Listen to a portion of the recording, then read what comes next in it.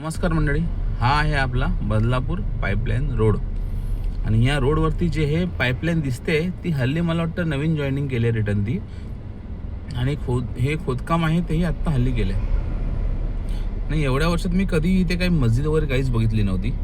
आणि हे बघा इथे हे हल्ली गेले 7-8 दिवसापासून हे चालू झालं आहे इकडे. हे बघा, आता थोड्या दिवसांनी इकडे मस्जिद उभी राहणार. ते पण कुठे?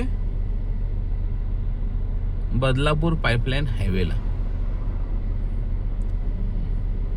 BMCला, TMCला किंवा उल्हासनगर महानगरपालिकेला गरिबांची दुकानं दिसतात मध्ये उभी केलेली, तिथे लोक तोडतात, घरं तोडतात चाळीतली. मग हे का ठेवलं अजूनपर्यंत?